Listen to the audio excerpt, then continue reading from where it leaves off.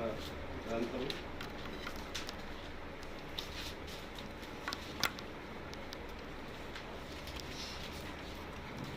12వ అధ్యాయం. ప్రకటన గ్రంథము 12వ అధ్యాయము 1-2 చదువుతున్నాం. ప్రకటన గ్రంథం 12వ అధ్యాయము 1-2 చదువుతున్నాం. అప్పుడు పరలోకమందు ఒక గొప్ప సూచన కనబడింది.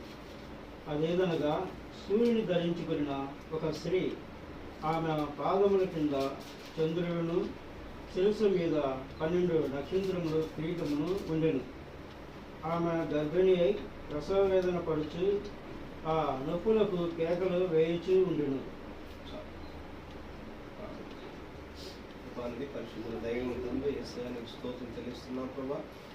ఈ యొక్క పరిశుద్ధ లేఖనము ఆయన మరోసారి మేము సమీపిస్తున్నాం తండ్రి, నీకు స్తోత్రం. ప్రకటన అనగా ప్రత్యక్షత అని మా ప్రభు చెప్పినారు నాయన. ఇది ఈ ప్రత్యక్షత ద్వారా మాత్రమే, మీరు అనిపించే ప్రత్యక్ష ద్వారా మాత్రమే దీన్ని గ్రహించగలం నాయన, నీకు స్తోత్రం. మానవ జ్ఞానం, మానవ మా మేధస్సు అందరి విషయాలు ఇందులో ఉన్నాయి నాయన. దేవానికి స్తోత్రం తెలుస్తున్నాం. మీ సన్నిధి మాతో ఉంచండి, కృపచేత మీరు కనికరించండి. ఈ దినమునకు మీరు సిద్ధపరిచిన వర్తమానం ద్వారా మమ్మల్ని అందరినీ తృప్తిపరచమని ప్రార్థించున్నాను. సమస్త మహిమ ఘనత ప్రభావం మీరు పొందండి. యేసుక్రీస్తుని దివ్యనామమున అడిగి వేడుచు ప్రార్థన చేస్తున్నాము. ఆమేన్. ఆమేన్.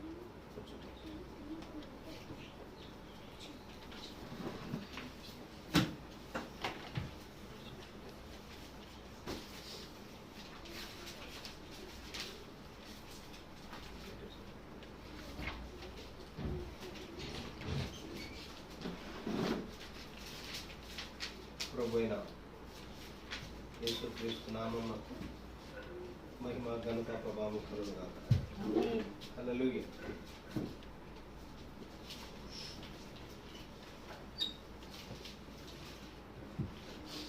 చదవబడిన వాక్య భాగం నుండి మనం మరోసారి చదువుకున్నాం. ప్రకటన గ్రంథం 12వ అధ్యాయం 1-2 1-2-3 చదివి 1-2. అప్పుడు పరలోకమందు ఒక గొప్ప సూచన కనబడెను. అదేమనగా సూర్యుని ధరించుకొనిన ఒక స్త్రీ, ఆమె పాదముల కింద చంద్రుడును, శిరస్సు మీద 12 నక్షత్రముల కిరీటమును ఉండెను. ఆమె గర్భిణి అయి ప్రసవ వేదన పడుచు ఆ నొప్పులకు కేకలు వేయుచుండెను. ఈ చదవబడిన వాక్య భాగం నుండి ఈరోజు మనం పంచుకునే సబ్జెక్ట్ ఏంటంటే ప్రకటన 12-13 అధ్యాయం.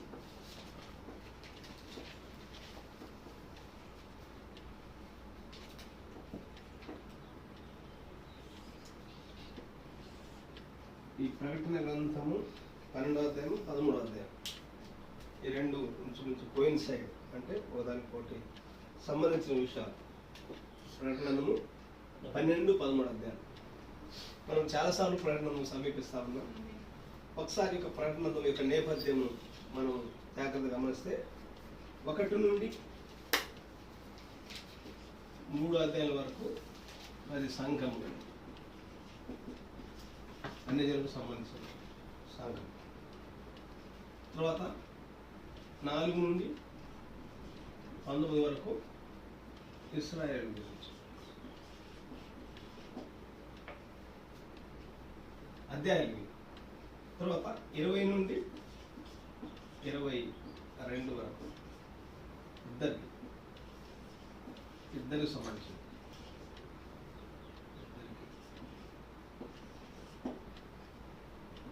ఇద్దరికంటే 1-3 అధ్యాయాల వరకు అన్య సంఘం గురించి, 7 సంఘాలు ఉన్నాయి కదా, అన్య సంఘం గురించిన విషయాలు. 4-19 అధ్యాయం వరకు ఇశ్రాయేలు గురించిన విషయాలు. తర్వాత 20-22 అధ్యాయం వరకు ఈ సంఘములకు ఇశ్రాయేలు సంబంధించిన ఇద్దరికి సంబంధించిన విషయాలు ఇవన్నీ. ఇది ప్రకటన గ్రంథం యొక్క నేపథ్యం. ఇప్పుడు మనము 12వ అధ్యాయంలో జాగ్రత్తగా సమీపిద్దాం. 12వ అధ్యాయం జాగ్రత్త సమీపిస్తే 12వ అధ్యాయం మొదటి వచ్చి చదువుతుంది. 12 ఇప్పుడు పరలోకమందు అప్పుడు అనే మాట ఉంటుంది. అప్పుడు అంటే ఎప్పుడు అంటే తెలుసుకోవాలంటే ఖచ్చితంగా దానికి ముందు అధ్యాయం చివరి వచ్చి చదవాలి. 11వ అధ్యాయం 19 వచ్చి. మరియు పరలోకమందు దేవుని ఆలయము తెరవబడగా దేవుని నిబంధన మందసము ఆయన ఆలయములో కనబడెను.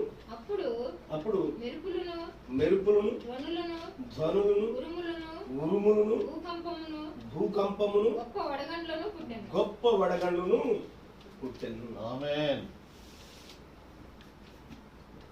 మీరు ఇదే ప్రకటన గ్రంథము 8వ అధ్యాయం జాగ్రత్తగా గమనిస్తే 8వ అధ్యాయంలో 4 బోర్లు ఉంటాయి. 8వ అధ్యాయం ఎన్ని బోర్లు ఉన్నాయి? మొత్తం ఎన్ని బోర్లు? 7 కదా.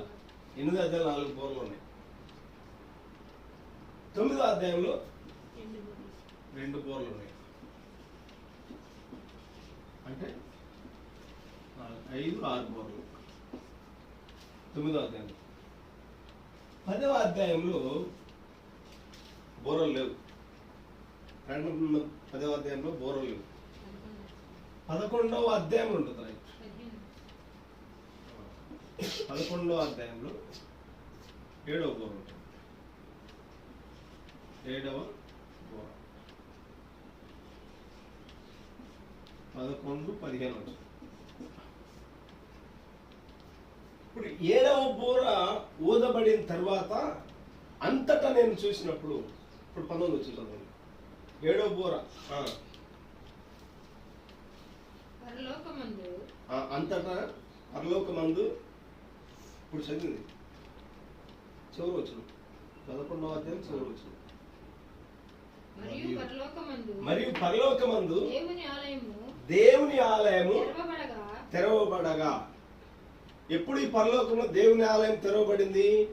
7వ బోర ముగించబడ్డప్పుడు. మరి 7వ బోర అంటే ఏమిటి? బోర్ల పండుగ కదా. బోర్ల పండుగలో 7వ బోర అనేది బోర్ల పండుగ 50 రూపాయలు బోర్ల పండుగ.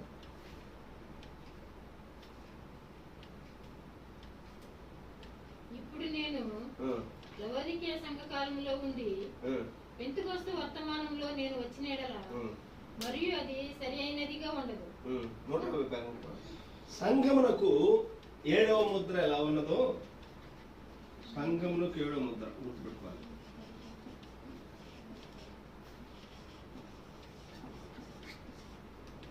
ఏడవ ముద్ర సంఘమునకు ఎన్ని వచ్చిన 110 కరెక్ట్. సంఘమునకు 7వ ముద్ర ఎట్లుండును? ఇశ్రాయేలులకు 7వ బోర అలాగే ఉన్నది. ఇశ్రాయేలుకు 7వ బోర అలాగే ఉంది. ఇది గుర్తుపెట్టుకోవాలి. Main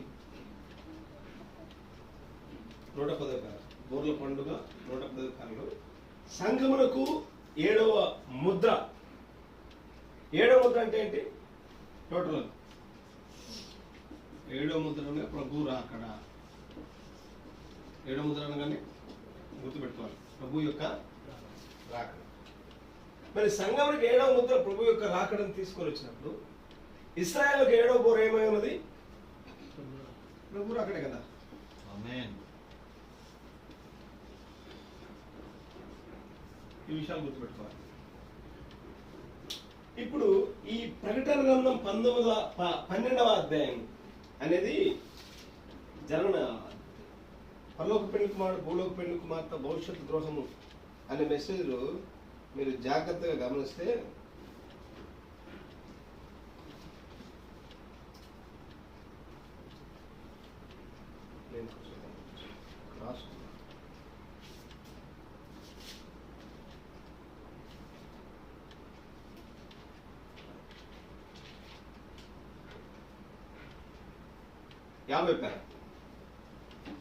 between revolution 10 to revolution 11 to 15 ఈ యొక్క ప్రకటన గ్రంథము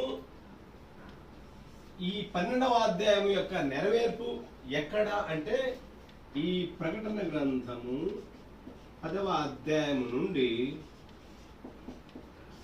11వ అధ్యాయము 15వ అధ్యాయం 15వ వచనం వరకు ఇది గుర్తుపెట్టుకోవాలి. ఈ మధ్యలో జరిగిన కార్యమే ప్రకటన 12వ అధ్యాయం.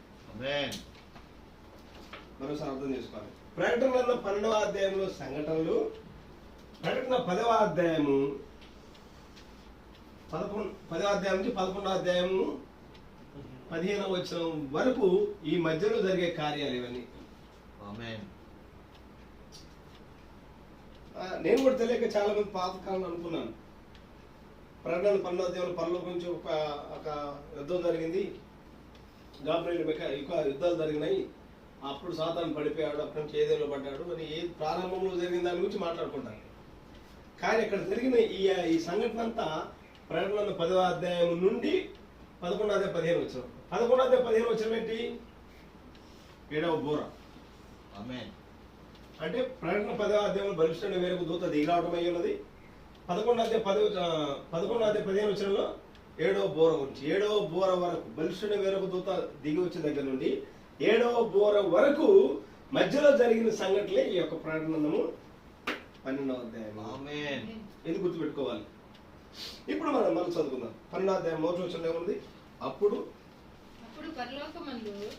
పరలోకమందు ఒక గొప్ప సూచన కనబడెను. అప్పుడు అంటే ఎప్పుడు? దానిపై వచ్చాం 11వ అధ్యాయం 19వ వచనం. మరియు పరలోకమందు దేవుని ఆలయము తెరవబడగా దేవుని నిబంధన మందసము ఆయన ఆలయంలో మందసము, నిబంధన మందసము ఎక్కడ కనపడింది?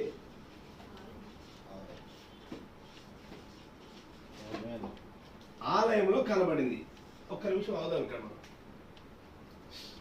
మెల్లగా చెప్తాను నేను. ఆలయంలో మందసం కనపడిందంట. ఆలయంలో మందసం కనపడటం ఏంటి? సహజంగా మందసం ఎక్కడ ఉంటుంది? ఆలయంలో అతి పరిశుద్ధ స్థలంలో ఉంటుంది. ఆవరణము పరిశుద్ధ స్థలము, అతి పరిశుద్ధ స్థలము. ఆవరణంలో ఏమున్నాయి? ఇత్తడి గంగాలము, ఇత్తడి బలిపీఠం ఆవరణంలో ఉంటాయి. పరిశుద్ధ స్థలంలో ఏముంటాయి? సముఖపు రొట్టెల బల్ల, దీపస్తంభం మనం. అతి పరిశుద్ధ స్థలంలోనికి వెళ్ళినట్లయితే అతి పరిశుద్ధ స్థలంలో ఇది అతి పరిశుద్ధ స్థలం. ఈ అతి పరిశుద్ధ స్థలంలో మందసం ఉంటుంది, నిబంధన మందసం. మరి ఇది అతి పరిశుద్ధ. ఈ అతి పరిశుద్ధలానికి, ఈ పరిశుద్ధ స్థలానికి మధ్యలో ఒక కట్టన ఉంటుంది, ఒక తెర ఉన్నది కదా. తెర ఉన్నప్పుడు మందసం ఎలా కనపడుద్ది? ఆలయంలో నిబంధన మందసం కనపడింది కదా అన్నది కదా, మధ్యలో తెర ఉన్నది కదా. తెర ఉంటే నిబంధన మందసం ఎలా కనపడుతుంది? ఈ లోపల ఉన్న నిబంధన మందసం కనపడాలంటే ఖచ్చితంగా తెర చెరగాలి. హల్లెలూయా. సిలువలో ప్రభువైన యేసుక్రీస్తు గొప్ప కేక వేశాడు. చదవండి మత్తయి సువార్త 27వ అధ్యాయం 50 వచనం. మత్తయి సువార్త 27వ అధ్యాయం 50 వచనం. 27వ అధ్యాయం 50 వచనం.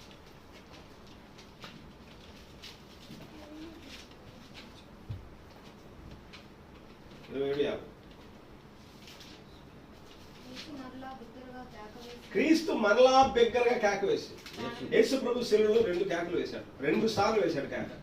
చెప్పుకున్నాం కదా. 47వ వచనంలో ఒకసారి వేశాడు కేక. 47వ వచనంలో 47వ వచనం. ఇంచుమించు 3 గంటలప్పుడు యేసు ఏలీ ఏలీ లామా సబక్తాని అని బిగ్గరగా కేక వేశాను. ఇది తండ్రితో వేసిన కేక. నా దేవా నన్నేలా చేయబడిస్తుందన్నమాట. ఇది కీర్తన గ్రంథం 22వ కీర్తన యొక్క నెరవేరు. ఇది మొదటి కేక. రెండవ కేక 50 వచనం. యేసు మరలా బిగ్గర కేక వేసి, మరలా అంటే ఇంతకుముందు ఒకసారి వేశారండి కదా. ఇంతకుముందు వేసిన కేక 47వ వచనంలో ఉన్నది. అది తండ్రితో వేసిన కేక. ప్రవక్త నాడు శిలువలో యేసు ప్రభు చనిపోయినప్పుడు ఆ కేక వేసినప్పుడు గాడ్ హ్యాస్ లెఫ్ట్ హిమ్ అన్నాడు. దేవుడు ఆయన విడిచిపెట్టాడు. అంటే దైవత్వం ఆయన ప్రక్కన తప్పుకుంది. దేవుడు చనిపోడు, దేవుడు అతీతుడు కదా, మరణమునికి అతీతుడు కదా. దేవుడు చనిపోలేదు, కానీ ఆ దైవత్వం అనేది ఆయన తప్పుకొని పోయింది. ఆయనలో కేవలం మానవత్వం మాత్రమే శరీరంలో చనిపోయింది. ఈ మానవత్వం ఆయన దైవత్వాన్ని గురించి తెలుస్తా ఉంది. నా దేవా నన్నేలా చేయబడిస్తుంది. దాన్నే ఏలోయి ఏలోయి లామా సబక్తాని ఆ మాట. అంటే 22వ కీర్తన యొక్క నెరవేర్పు మొదటి కేక. ఇప్పుడు రెండో కేక 50 వచనం. యేసు మళ్ళా దగ్గరగా కేక వేసి ప్రాణం విడిచిన. అప్పుడు ఏం జరిగింది? అప్పుడు దేవాలయపు తెర పై నుండి కింది వరకు రెండుగా చినిగా. దేవాలయ తెర అంటే ఇది పరిశుద్ధ స్థలానికి అతికొ స్థలానికి మధ్యలో తెర ఉంది కదా. ఈ దేవాలయపు తెర రెండుగా చినిగింది. రెండుగా చినిగినప్పుడు లోపల ఏముంది? మనసు ఉంది. తెర చినిగినప్పుడే మనసు కనపడతా ఉంది. హల్లెలూయా. ఇది మొదటి రాకడ. అయితే ఇక్కడ 11వ అధ్యాయం 19వ వచనంలో నిబంధన మనసు ఆలయంలో కనపడిందంటే, ఈ 19వ అధ్యాయానికి 19వ వచనానికి ముందుగా 7వ బోర ఉన్నది. 7వ బోర అంటే ఏంటి? అది ఇశ్రాయేలుకు రాకడ. అన్య సంఘములకు 7వ ముద్ర ఎలా ఉన్నదో ఇశ్రాయేలుకు 7వ బోర అలా ఉన్నది.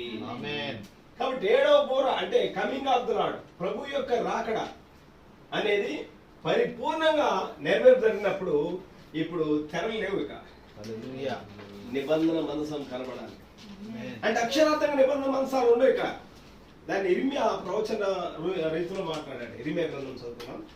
ఇర్మియా చక్కగా మాట్లాడాడు, భవిష్యత్తును చూసి మాట్లాడాడు. ఇర్మియా 3వ అధ్యాయం 14 నుంచి చదువుతున్నాం. ఇర్మియా 3వ అధ్యాయం 14 వచనం నుండి.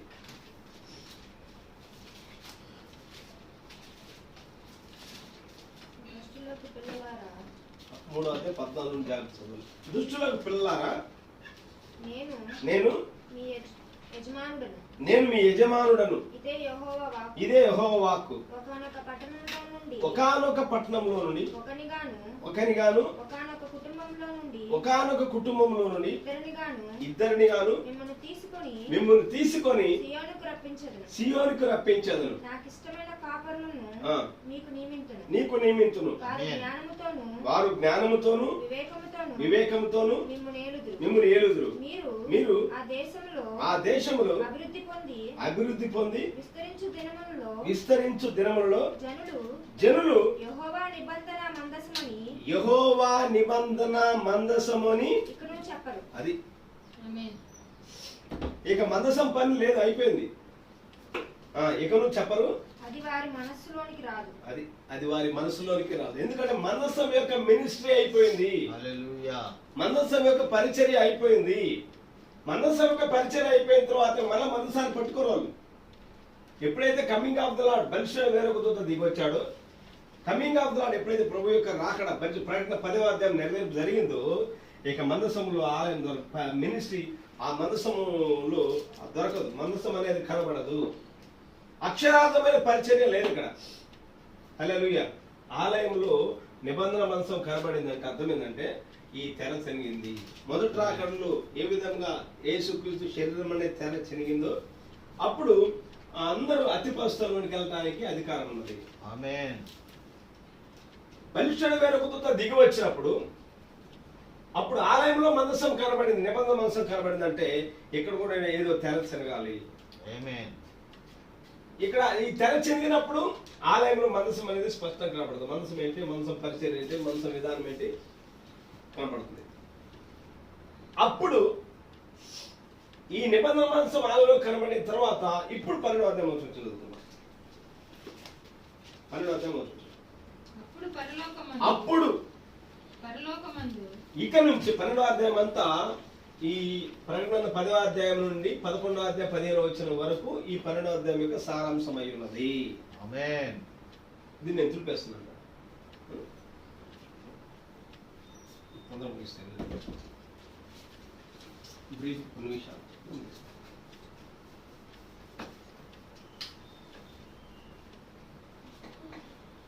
ఈ 12, 13 అధ్యాయాల్లో మొత్తం 7 విషయాలు ఉన్నాయి. 12, 13 అధ్యాయాల్లో 7 విషయాలు ఉన్నాయి. రాసుకోండి.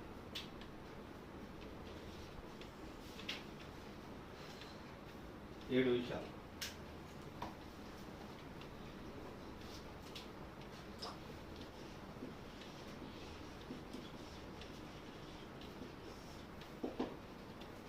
ప్రకటన 12వ అధ్యాయం 12, 13 అధ్యాయంలో 7 విషయాలు ఇందులో దాగి ఉన్నాయి. నెంబర్ 1, ఒకటి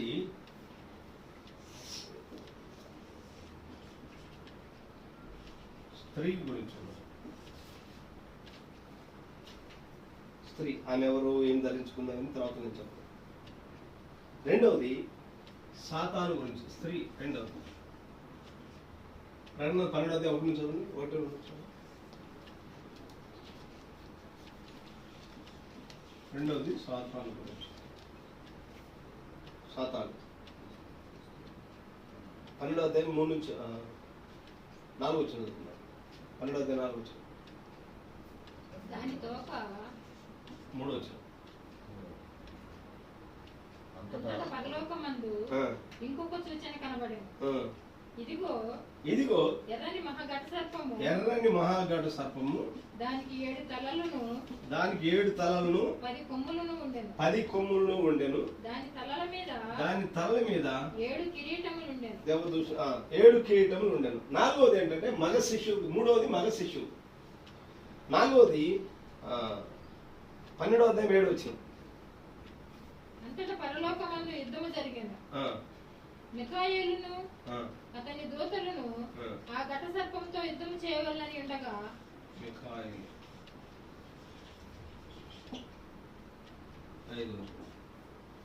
తర్వాత 12:17 వచ్చింది. అందుచేత ఆ ఘట సర్పము ఆగ్రహము తెచ్చుకొని దేవుని ఆజ్ఞలు గైకొనుచు యేసుని గూర్చి సాక్ష్యం ఇచ్చుచు. 5వది ఏంటంటే యూదా శేషం గురించి 5వ సందర్భం రాయబడింది. తర్వాత 6వది 13వ అధ్యాయం 1 వచ్చిన సముద్రంలో నుండి వచ్చిన క్రూరము, సముద్రం నుండి వచ్చిన క్రూరము. వీటన్నిటి గురించి చెప్తాను నేను. 7వది 13వ అధ్యాయం 11 వచ్చిన మరియు భూమిలో నుండి మరి యొక్క క్రూర మృగము, భూమి నుండి వచ్చిన క్రూర మృగము. యాక్చువల్గా మన సబ్జెక్టు ఈ రెండింటి గురించి, వీటి గురించి బేసిక్గా కారణం నుండి కొన్ని విషయాలు చెప్పాలని వచ్చింది.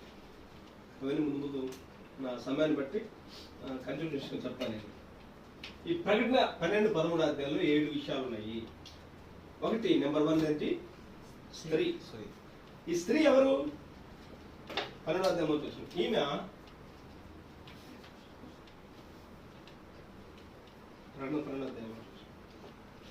అప్పుడు పరలోకమందు గొప్ప సూచన కనబడెను.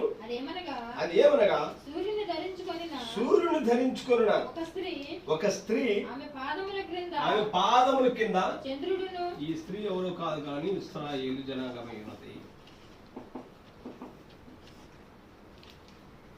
ప్రకటన గ్రంథం అనేది సూచనల ద్వారా చెప్పబడిన గ్రంథము. ఆమేన్. సింబాలజిక్ సూచనల ద్వారా చెప్పబడింది. మనం డ్రైవింగ్ చేసేటప్పుడు సింబల్స్ ఉంటాయి, సిగ్నల్స్, సూచనలు ఉంటాయి. ఆ సూచనలు బట్టి డ్రైవింగ్ చేయాలి. సూచనలు అర్థమైతేనే డ్రైవింగ్ ఈజీగా ఉంటుంది. దూరం వెళ్ళగానే ఇటు ఏరో మార్క్ ఇచ్చిందనుకో అటు సైడ్ వెళ్ళాలి. ఏరో మార్క్ లేకుంటే 4 రోడ్ల కోడలో ఎటు వెళ్ళాలో అర్థం కాదు. అలాగనే ప్రకటన అనేది సూచనల ద్వారా చెప్పబడే గ్రంథం. మృగం అంటే మృగము, తలలు అంటే తలలు, కొమ్ములు అంటే కొమ్ములు, అవి కాదు, వాటికి అర్థాలు ఉన్నాయి. సూచనల ద్వారా ప్రకటన చెప్పాడు. అలానే ఇక్కడ సూర్యుని ధరించుకున్న స్త్రీ అంటే అక్షరార్థం స్త్రీ అని కాదు, కానీ ఈ స్త్రీ ఎవరంటే మొదటి ముద్ర, ఫస్ట్ స్త్రీ, మొదటి ముద్ర 11 333 మొదటి ముద్ర 333.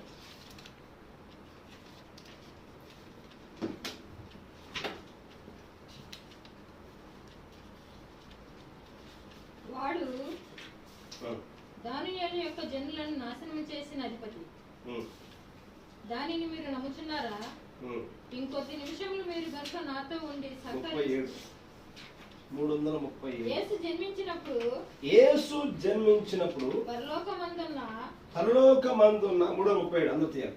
యేసు జన్మించినప్పుడు పరలోకమందున్న ఎర్రని మహాఘట సర్పము ఆ స్త్రీ శిశువును కనగానే ఆమె యొక్క శిశువును అది మృంగివేయునని ఆ స్త్రీ ఎదుట నిలవబడి ఉన్నది. అది నిజమేనా? సంఘము చెప్తుంది ఆమేన్. ఆ శిశువు జన్మించినప్పుడు ఆ శిశువును మృంగివేయుటకు నిలబడి ఉన్నది ఎవరు? రోము. రోము చూసారా? అది ఎర్రని మహాఘట సర్పము. మీ యొక్క అధిపతి ఇక్కడ ఉన్నాడు, అతనే మీ యొక్క మృగము. చూసారా? ప్రతి ఒక్కరు ఒకే విధముగా వారు అక్కడే ఉన్నారు. చూడండి, శిశువును మృంగివేయునని దేవుడు ఆ శిశువును పరలోకమునకు తీసుకొని వెళ్ళి ఆయన సింహాసనంపై కూర్చుండబెట్టాను. నియమింపబడిన కాలము వచ్చు వరకు క్రీస్తు ఇక్కడే ఉన్నాడు. చూసారా? ఇప్పుడు అతను ఏం చేయబోతున్నాడో గమనించండి. 4వ ముద్ర, ఇంకొక మాట కూడా చదువుకుందాం. 5వ ముద్ర 275. 5వ ముద్ర 275.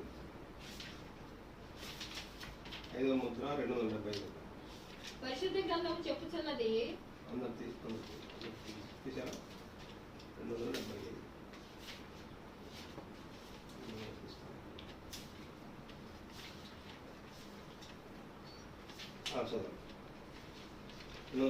పరిశుద్ధ గ్రంథం చెప్తున్నది. చూడండి, వారు చంపబడినని ముందుగానే నిర్ణయింపబడింది. 6వ ముద్ర 275. 6వ ముద్ర 275. పరిశుద్ధ గ్రంథము చెప్పుచున్నది. పరిశుద్ధ గ్రంథము చెప్పుచున్నది. ఘట సర్పమగు సాతాను ఆ స్త్రీపై ఉగ్రత. స్త్రీ అనగా యూదుడు. స్త్రీ అనగా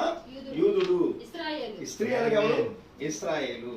ఇక్కడ సూర్యుడు ధరించుకున్న స్త్రీ అంటే ఎవరు?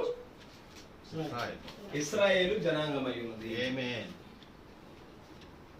రోమన్ కథోలికలు ఏమన్నారు అనుకుంటున్నారంటే ఆ స్త్రీ మరి అని అనుకుంటున్నారు. ఒక జనాంగం గురించి వ్రాయబడి ఉంది అక్కడ. ఆ స్త్రీ ఎవరు కాదు కానీ ఇశ్రాయేలు జనాంగం అయి ఉన్నది. ఇశ్రాయేలు జనాంగం స్త్రీగా పోల్చారు బైబిల్. చదవాలి. ఆ స్త్రీ అనగా యూదుడు లేక ఇశ్రాయేల్ కలిగి మరియు అతను తన నోటి నుండి నీటిని చిమ్మెను. అది జనములను మరియు ప్రజలనై అది స్త్రీ సంతానములో శేషించిన వారితో యుద్ధము చేయుటకై బయలువెళ్ళెను. ప్రకటన 13. ఇప్పుడు అక్కడ మనము దానిని చూడగలము. మరియు అది ఇశ్రాయేలు. ఆమెను పంపినప్పుడు నేను ఏ అర్థంతో చెప్పుచున్నాను? ఆ రోము స్త్రీ సంతానంలో శేషించిన వారితో యుద్ధం చేయుటకై ఆమె సైన్యం పంపును. వినండి, ఇక్కడ ఒక స్త్రీ ఉన్నది. ఈమె సూర్యుడే ధరించుకున్నది.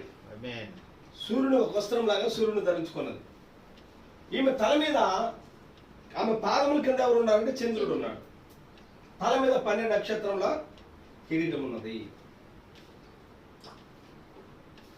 సూర్యుడు అంటే ఆమె దేవుడే. నీ దేవుడని యెహోవా సూర్యుడు, నిత్య సూర్యుడై ఉన్నాడు. ఆమె పాదముల కింద చంద్రుడు ఉన్నాడు. అర్థమైందంటే చంద్రుడు అంటే ధర్మశాస్త్రము. అంటే ఇజ్రాయేల్ సంఘము, యూదా సంఘం దేని మీద నిలబడింది? ధర్మశాస్త్రం మీద నిలబడింది. ఇప్పుడు ఆమె గర్భిణి అయి కేకలు వేస్తా ఉంది. గర్భిణి అయి కేకలు వేస్తా ఉన్నది. ఆ కేకలు ఏ విధంగా ఆమె భరించింది అంటే, మీరు ఈ మెసేజ్ చదవండి, ప్రసవ నొప్పులని మెసేజ్ చదవండి. ప్రతి కాలంలో దేవుడు ఇశ్రాయేలు యుద్ధకు ప్రవక్తలు పంపించుకుంటూ వచ్చారు. ప్రవక్తలు వారిని బుజ్జగించు బోధలు చేసి వెళ్ళలేదు కానీ ప్రవక్త వర్తమానంలో వాళ్ళు చీల్చి చెండాడింది. ప్రతి కాలంలో ప్రవక్తలు 4000 సంవత్సరాల వరకు యేసుక్రీస్తు భూమికి వచ్చేంత వరకు ప్రవక్తలు వేసిన కేకలు, ప్రవక్తలు వేసిన ఆ యొక్క విధానము వారిని ప్రసవనొప్పులకు గురి చేసింది. హల్లెలూయా. ఆ ప్రసవనొప్పులకు గురి చేసింది ఇజ్రాయేల్ సంఘంలో. దాని ప్రతిఫలమే ఆ స్త్రీ ఒక మగ శిశువును ఆమేన్. కన్నది. ఆ మగ శిశువు ఎవరో కాదు కానీ క్రీస్తు అయి ఉన్నాడు. ఆమేన్. మగ శిశువు ఎవరు? క్రీస్తు. అయితే ఆమె కననయ్యుండ ఆ బిడ్డ కనటానికి రెడీగా ఉన్నప్పుడు ఈ గడ్సర్పము 4 వచ్చాను. ప్రకటన 19:4 వచ్చాను. అంతటా 3 వచ్చాను. అంతటా 3 వచ్చాను. అంతటా పరలోకం ఇంకో సూచన కనబడేను. ఇదిగో ఎర్రని గడ్డ సర్పము, ఎర్రని గడ్సర్పము, దానికి 7 తలలు, దానికి 7 తలలను 10 కొమ్ములను ఉండెను. 10 కొమ్ములను ఉండెను. దాని తల మీద 7 కిరీటములు ఉండెను. దాని తల మీద 7 కిరీటములు 7 కిరీటములు ఉండెను. ఇక్కడ సాతానని చెప్పుకున్నా కదా, అదే గడ్సర్పము. సాతాను అంటే గడ్డ సర్పము.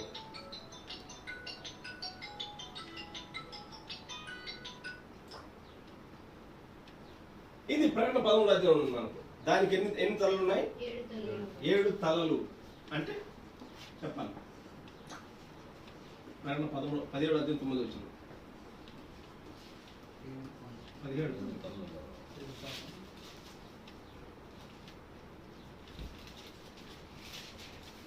ఇందులో జ్ఞానం గల మనసు కనబడును. ఇందులో జ్ఞానం గల మనసు కనబడును. ఆ 7 తలలు, ఆ 7 తలలు, ఆ స్త్రీ కూర్చున్న 7 కొండలు. అది ఈ గడ్సర్పానికి ఎన్ని తలలు ఉన్నాయి? 7 తలలు ఉన్నాయి.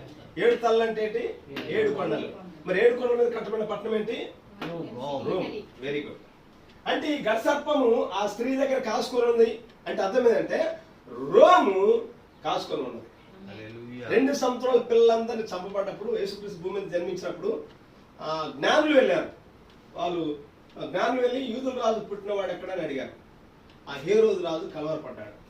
నేనే రాజు అయితే ఇంకొక ఎక్కడ బాబు అని కలవరపడి మళ్ళీ ఏం చేశాడు, మీరు వెళ్ళి కనుక్కొని రండి, నేను కూడా పూజిస్తానని చెప్పాడు. జ్ఞానులు అక్కడికి వెళ్ళగానే వాళ్ళు అడిగారు, అంతకు మీరు ఎంతకాలం మీద బయలుదేరి? సార్ మేము 2 సంవత్సరాలు అయింది. ఓహో, 2 సంవత్సరాల వయసు గలవాళ్ళందరూ చంపేస్తా, రాజనేవాడు ఉన్నాడు కదా అని హేరోదు అనేవాడు ఏం చేశాడంటే 2 సంవత్సరాల పిల్లలందరినీ హతమార్చాడు. ఎప్పుడైతే మగ శిశువుగా క్రీస్తు వారి మధ్యలో జన్మిస్తున్నప్పుడు రోమ్ అనే గడ్సర్పం అంటే ఎవరో కాదు కానీ రోమ దేశం. ఆ రోమ్ ఏం చేస్తే యేసు ప్రభువును మెంగవాళ్ళని, అంటే ఈ 2 సంవత్సరాల పిల్లల్లో ఖచ్చితంగా యేసు ప్రభు ఉండుంటాడు, చంపాలి అని అనుకొని 2 సంవత్సరాల పిల్లలందరినీ చంపాడు. మింగటానికి చూశాడు. కానీ ఆ శిశువు ఏమయ్యాడు? 4 వచ్చింది. ఆ బిడ్డ దేవుని వద్దకు కనునైన స్త్రీ కనగానే కనునైన స్త్రీ కనగానే ఆ స్త్రీ కనగానే ఆమె శిశువును మృంగివేయవలెనని ఆ గడ్సర్పము ఆ స్త్రీ ఎదుట నిలబడెను. హల్లెలూయా. గడ్సర్పం అనగానే ఎవరు? రోమ్. గుర్తుపెట్టుకోవాలి. అన్ని కాలాల్లో దేవుని శత్రువు ఎవరంటే రోమే. యేసు ప్రభు పుట్టినప్పుడు ఆయన చంపడానికి ప్రయత్నం చేసింది రోమే. ఆయన సిలువ వేసింది కూడా రోమే. ఇప్పుడు అదే రోము మతమైన ముసుగును ధరించి సంఘం మీద అధికారం చేయడానికి నిర్ణయించబడింది కూడా రోమే, అన్ని విధాలుగా. కాబట్టి ఆ శిశువును మింగటానికి రోమ్ చూస్తుంది. కానీ దేవుడు ఆ శిశువు తప్పించబడ్డాడు. దేవుని యొద్దకు ఆయన సింహాసనం యొద్దకు కొనిపోబడ్డాడు, తప్పించబడ్డాడు. దేవుడు ఆయన తప్పించాడు. శిశువు ప్రభువైన యేసుక్రీస్తు తప్పించబడ్డాడు. హల్లెలూయా. మృగం యొక్క ముద్ర బుక్కుంది. మృగం యొక్క ముద్ర లేదా భవిష్యత్ గృహం పరలోకానికి పడకూడదు.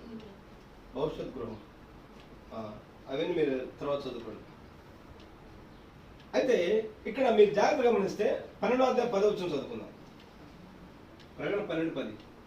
మరియు ఒక గొప్ప స్వరము పరలోకమందు ఇలాగు చెప్పుట వింటిని, రాత్రింబవళ్ళు మన దేవుని ఎదుట మన సహోదరుల మీద నేరము మోపువాడైన అపవాది పడద్రోయబడి ఉన్నాడు గనుక ఇప్పుడు రక్షణయు ఒక గొప్ప స్వరము అని మాట ఉంది కదా 12వ 10వ వచనం. ఒక గొప్ప స్వరము. ఆ గొప్ప స్వరమే ప్రవక్త స్వరము. ఆమేన్. గొప్ప స్వరం అంటే ప్రవక్త స్వరం. ఈ గొప్ప స్వరం ఏమంటుందంటే, చదవాలి. అదే గొప్ప స్వరం మరియు 18 ఒక గొప్ప స్వరము అది ఎక్కడ 18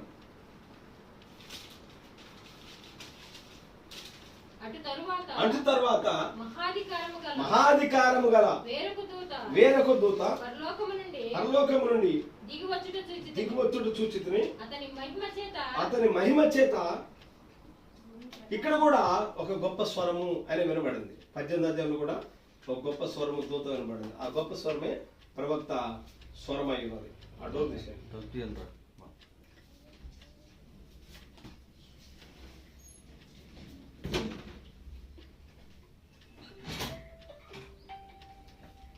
ఈ గొప్ప స్వరం ఏమి చెప్తుందంటే,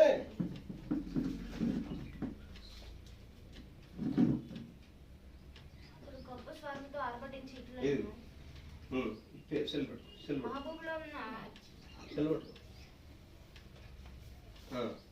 మహాబబులోను కూలిపోయెను. ఇక్కడ 12 మరియు ఒక గొప్ప స్వరము పరలోకమందు ఇలాగ చెప్పుట వింటిని. రాత్రింబగళ్ళు మన దేవుని ఎదుట మన సహోదరుల మీద నేరము మోపువాడైన అది ఈ సాతానుడు ఏం చేస్తాడంటే, మన సహోదరుల మీద డే అండ్ నైట్ రాత్రింబగళ్ళు డ్యూటీలు ఓటీలు చేసుకొని సహోదరుల మీద నేరం మోపుతున్నాడు. 5వ ముద్ర చదువుకుందాం. 5వ ముద్ర 109 పేర. 5వ ముద్ర 109 పేర.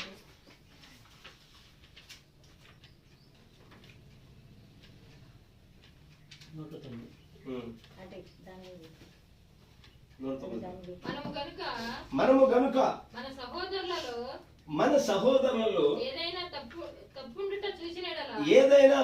ఉండుట చూసిన యెడల మనము ప్రార్థించి మరి దానిని దేవుని ముందు పెట్టవలెను. మరియు మనము అతనిని దేవుని యొక్క సన్నిధిలోనికి తీసుకొని వచ్చే వరకు ఆ వ్యక్తిని ప్రేమింపవలను. చూసారా, నిజముగా చేయవలసిన విధానము అది. ఒక సింపుల్ గా గుడ్డిగా మనం చెప్పుకోవాలని ఏంటంటే, మన ఇంట్లో వాళ్ళు ఎవరైనా తప్పు చేసి పొరపాటు చేశారనుకో, మన సొంత పిల్లలు వేరే వాళ్ళని కొట్టి వచ్చారు, అవతల వ్యక్తులందరూ మన మీదకి ఆ ఇంటి మీదకి వస్తా ఉన్నారు. మీ పిల్లడు బయటకు పంపించండి, మీ పిల్లడు చాలా మావని కొట్టొచ్చాడు అంటే ఆ పిల్లవాడిని తల్లిదండ్రులు అర్జెంట్ బయటకు పంపిస్తారా? ఆ పిల్లవాడిని వెనకేసుకుంటారు, ఆ పిల్లవాడిని ముందు తల్లిదండ్రులు నిలబడతారు. అవునా కాదు? ప్రకృతి సమాన విషయాలు. ఏదో పొరపాటు జరిగిందండి, లేకపోతే ఆ కొట్టాడు, లేకపోతే ఏంటట అని ఆ సొంత పిల్లవాడిని ముందు ఆ కుటుంబీకులు నిలబడతా ఉంటారు. అది లోపలి వాళ్ళు చేసే పనులు. వెలుపల వారు ఏం చేస్తారంటే నేరాలు మోపుతా ఉంటారు. దేవుని వధువు, దేవుని పిల్లలు, వాక్య వధువు మాత్రము ఒకరినొకరు హ్యాపీగా కలిసి ఉంటారు. అయితే సాతాను ఏం చేస్తాడంటే ఎక్కువ 24 గంటలు దేవుని పిల్లల మీద నేరం మోపుతా ఉంటుంది. అయితే ఇక్కడ మీరు జాగ్రత్తగా గమనించాలి. ప్రవక్తలు చెప్పాడు కొన్ని విషయాలు. సామాన్యత 409 పేర. సామాన్యత 409 పేర. సామాన్యత 409 పేర.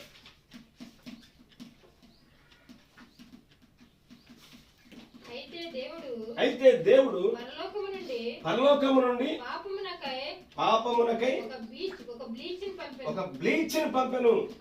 అది ఆయన యొక్క స్వకీయ కుమారుని యొక్క రక్తము. మనము ఒప్పుకొనిన పాపము దేవుని యొక్క బ్లీచ్ లో వేయబడినప్పుడు ఇక కనబడదు. దాన్ని మరలా కనుగొనుటకు ప్రయత్నించున్నారా? మధ్యవర్తుల ద్వారా కాలకాలముగా ఉన్న ఆ పాపపు రంగు పోయి అది మనలను నిందించు సాతానును కొట్టి మరి న్యాయ తీర్పు దినం వరకు అది అతనిపైనే ఉండదు. అది ఒక సిరాలో ఒక బ్లీచ్ లో ఒక సిరా ఇంకు వేసినట్లయితే దాని ధాతువు కూడా కనపడదు. యేసుక్రీస్తు రక్తం మనకు ఒక బ్లీచ్ లాగా ఉన్నది. హల్లెలూయా. యేసుక్రీస్తు రక్తము ఆయన పిల్లలకు, ఆయన వధువుకు ఒక బ్లీచ్ లాగా పనిచేస్తా ఉంటుంది. అయితే ఆయన దయ్యం ఏం చేస్తుంటే నేరం అవుతా ఉంటుంది. ఇప్పుడు దేవుడు ఆయన పిల్లలను క్షమించి పరిశుద్ధులుగా చేసినప్పుడు, ఈ దయ్యం నేరారోపణ చేస్తున్నప్పుడు అతని విధానం ఏదైతుందో తిరిగి మళ్ళా అతని మీదకి వస్తూ ఉంటుంది, సాతాను మీదకి వస్తూ ఉంటుంది. కాబట్టి నేరం మోపేవాడు సాతానుడు. హల్లెలూయా. మగ శిశువు ప్రభువైన యేసుక్రీస్తు. ఈ శిశువును మిగటాన్ని చూశాడు కానీ శిశువు దేవుని ఎదురుకు వెళ్ళిపోయాడు. అయితే అప్పుడు పరలోకమందు యుద్ధము జరిగింది. 12-9 వచ్చింది. 9 వచ్చింది.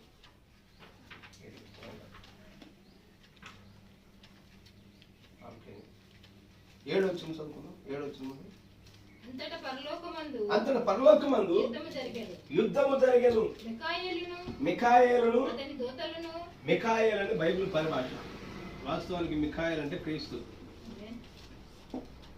దేవుడే, క్రీస్తే మిఖాయేలు అనే దూతగా ప్రత్యక్షమైన అక్కడ. మిఖాయేలును అతని దూతలను ఆ ఘట సర్పముతో యుద్ధము చేయవలనని. ఘట సర్పం అంటే ఎవరు? రోమ్. మిఖాయేల్ అంటే ఎవరు? క్రీస్తు. వీరిద్దరి మధ్యలో ఒక యుద్ధం జరుగుతుంది. మీరు 4వ అధ్యాయంలో జాగ్రత్తగా గమనిస్తే 4వ ముద్రలో హార్మోగద్ద యుద్ధం గురించి చెప్పాడు ప్రవక్త. ఎన్నిసార్లు విన్నారు మీరు? విన్నారా? 4వ ముద్రలో హార్మోగద్ద యుద్ధం గురించి ప్రవక్త చెప్పారు. ఒకసారి చదువు. 4వ ముద్ర.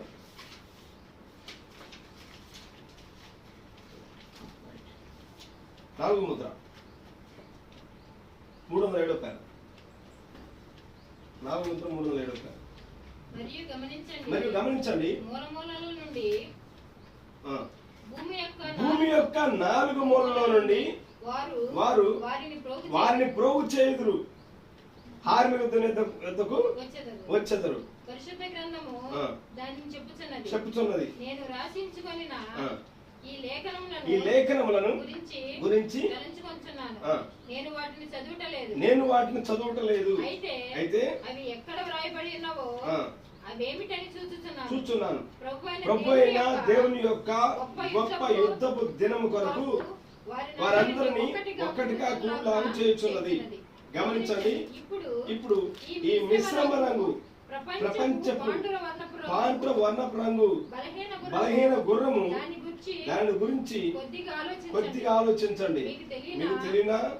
అది చాలా ఘోరమైన కార్యంగా ఉన్నది. వాడు వారిని ఎక్కడ ప్రోగు చేయుచున్నాడు. మీరు దాన్ని గమనించండి. భూమి యొక్క 4 మూలలో నుండి ఇప్పుడు ప్రదర్శన కొరకు వారు కూడుకొనుచున్నారు. హార్మిగుద్దోను అనుచోట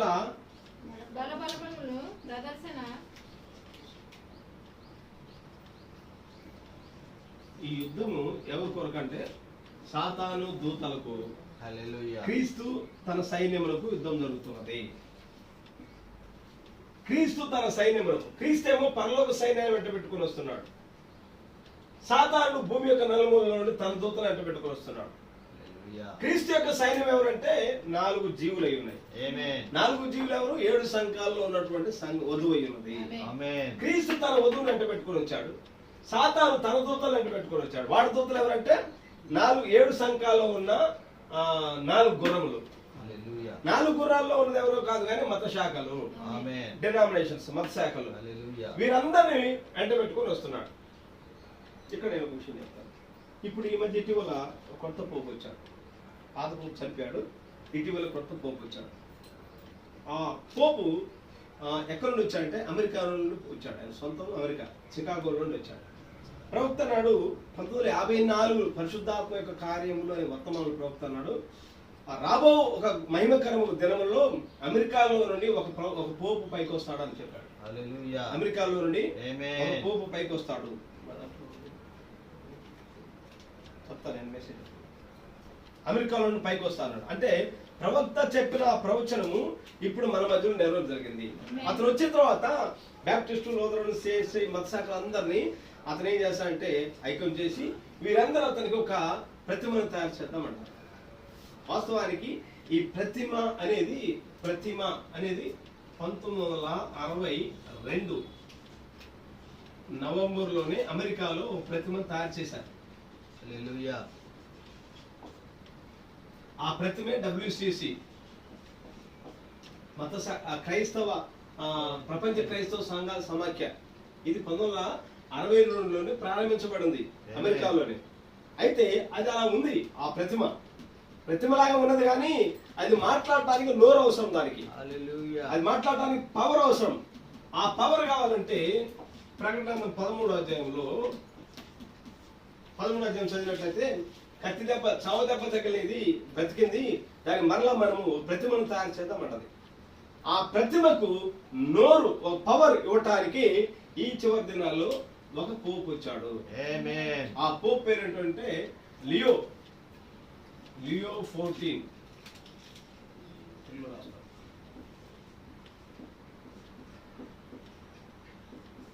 ఇప్పుడున్న పోప్ పేరు లియో. లియో అనగానే ఏం గుర్తురాలి మనకు? లియో అనగానే రాశి చక్రం ఉంది కదా, రాశి ఫల చక్రంలో మొదటిది కన్య కృపాను, చివరిది సింహం. ఈ సింహం ఏమన్నారంటే లియో అన్నారు. హల్లెలూయా. వాస్తవానికి ప్రకటన 10వ అధ్యాయంలో మనుషుని వేరొక దూతగా సింహంలాగా ఆర్పటించింది ఎవరు? క్రీస్తు. ఆమేన్. రియల్ వాస్తవమైన నిజమైన సింహం ఎవరంటే యేసుక్రీస్తు. ఆమేన్. దయ్యం ఏం చేస్తాడు? ప్రతి దాన్ని అనుకరణ చేస్తా ఉంటుంది, ఇమికరణ చేస్తా ఉంటుంది.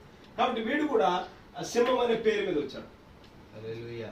పేతురు అన్నాడు కదా, మీ విరోధైన అపవాది గర్జించు సింహం వలె ఎవరిని మృంగుదని వెంటాడుతా ఉన్నాడు. ఇప్పుడు ఈ పోపు వచ్చిన తర్వాత ఈ మత శాఖలన్నింటినీ ఇక్కడ ఉండాలి, నోరు వస్తుంది. ఈ మత శాఖలన్నిటికీ ఒక నోరు వస్తుంది. ఇవన్నీ ఐక్యమైపోతాయి. ఐక్యమైపోవడమే WCCగా ప్రపంచ క్రైస్తవ సంఘాల సమైక్యగా ఏర్పడమైనది. ఇప్పుడు క్రీస్తు తన సైన్యానికి సాతాంత దూతల సైన్యములకు ఒక భీకర పోరాటం, యుద్ధం జరుగుతుంది. అది అక్షరార్థమైన యుద్ధం కాదు, లేకపోతే బాంబుల అనుభవంతో జరిగే యుద్ధం కాదు, కానీ ఇది వీరిద్దరి మధ్యలో వాక్యపు యొక్క పోరాటం జరుగుతుంది. ఇది హార్మిక్ యుద్ధం అనమాట. అది అయితే ఇదే ప్రకటన 12వ అధ్యాయంలో ఎక్కడి నుంచి చెప్పుకున్నాం మనం? 10వ అధ్యాయం, ప్రకటన 10 నుండి 11, 7వ బోర వరకు మధ్యలో జరిగే కార్యాలు ఇవన్నీ. మనుషుని వేరొక దిగొచ్చినప్పుడు జరిగే కార్యాలమే ప్రకటన 12వ అధ్యాయం. కాబట్టి సాతాను వారి దూతలు అక్కడ పడద్రోయబడ్డారు. నెక్స్ట్ చదువుకుందాం మనం తర్వాత.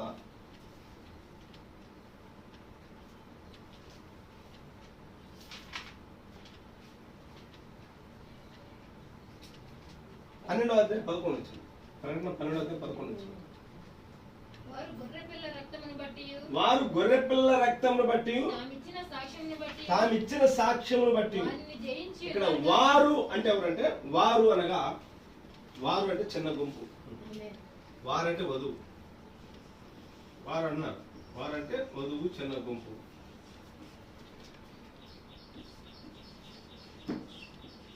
చిన్న గుంపు వారు అన్నారు. వారు అంటే చిన్న గుంపు. సామాన్యత 427 కార్యం. సామాన్యత 427 కార్యం. త్వరగా ముగిస్తాను. 427 కార్యం. ఓ మై, నేనిట్లు పరిపూర్ణిగా ఉండగలను, ఉండగలను. రక్తము వల్లనే నేను కాదు, అయితే ఆ రక్తము నాకును దేవునికి మధ్య నిలబడి ఉన్నది. నేను దాన్ని అంగీకరించి ఉన్నాను. మరి ఆయన దానిని వేసి, నేనొక పాపిని, అయితే ఆయన దేవుడు. అయితే పాపమును చంపు రసాయనము నాకు మధ్యన నిలబడి ఉన్నది. కావున బ్లీచ్ లో నుండి తెల్లని నీళ్ల వలె దేవుడు నన్ను తెల్లగా చూచాను. నా పాపం పోయినది, అది ఆయన ఎందుకు పోనే పోదు. ఎలయనగా అక్కడ ఒక బలి అర్పింపబడి ఉన్నది. 427 సామాన్యత. అక్కడ చిన్న గుంపు అనే మాట 427. కాబట్టి ఈ చిన్న గుంపు ఎవరు కాదు, కానీ 28. ఇప్పుడు విధేయులైన ఒక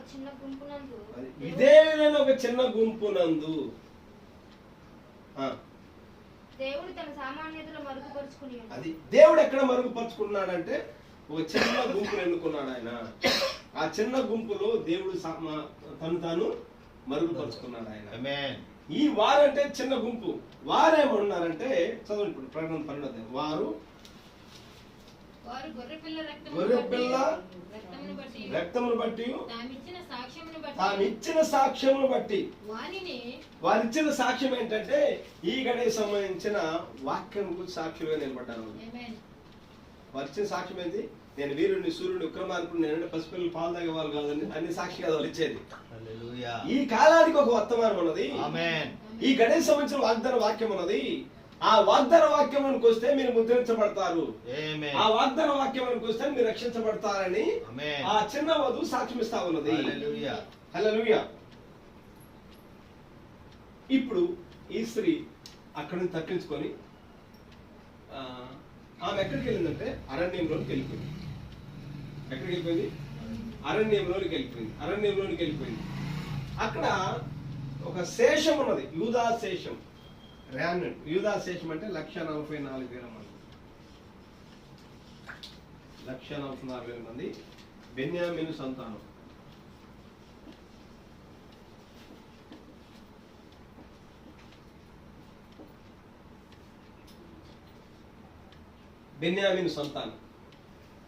ఈ స్త్రీ పారిపోతున్నప్పుడు ఆ యొక్క గడసర్పం ఏదైతే ఉందో ఆమెను తరిమి ఒక సముద్రం దగ్గర నిలబడింది. తన నోటి నిండా జలాన్ని, వాటర్ను చిమ్మింది. ఆ స్త్రీ కొట్టుకొని పోతానుకోని అది శ్రమల కాలం. అప్పుడు ఆ టైంలో దేవుడు ఏం చేశాడంటే ఆ స్త్రీకి ఆదరణగా దేవుడు ఏం చేశాడంటే పక్షిరాజు అంటే 2 రెక్కలు ఇచ్చాడు. ఆమె తప్పించబడటానికి పక్షిరాజు వంటి 2 రెక్కలు ఇచ్చాడు. పక్షిరాజు వంటి 2 రెక్కలు అంటే ఏంటి కానీ మోషే ఏలియా. ఈ మోషే ఏలియాలు ఎక్కడ కనిపిస్తారు మనకు? ప్రకటన 6వ అధ్యాయం 6వ ముద్ర. 6వ ముద్రలు కనిపిస్తారు. 6వ ముద్ర అంటే ఏంటి? మోషే ఏలియాలు అయి ఉన్నారు. 6వ ముద్ర సారాంశం ఏంటి? 144,000 మంది ముద్రించబడమైనది. ఈ 144,000 మంది బెన్యామీను సంతానము ఎవరి వర్తమానం ద్వారా ముద్రించబడాలి? మోషే ఏలియా వర్తమానం ద్వారా ముద్రించబడాలి. కాబట్టి దేవుడు వారికి ఈ స్త్రీకి పక్షిరాజు వంటి 2 రెక్కలు ఇచ్చాడు. మోషే ఏలియా వర్తమానం కదా మీరు విశ్రాంతి పొందండి.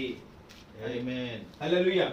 అప్పుడు ఇలా యూదా శేష జనము 144,000 మంది వారు ముద్రించబడ్డారు. హల్లెలూయా. 6వ ముద్రలో వారు ముద్రించబడ్డారు. తర్వాత ఇప్పుడు సముద్రం చివరి 12వ చివరి వచనం.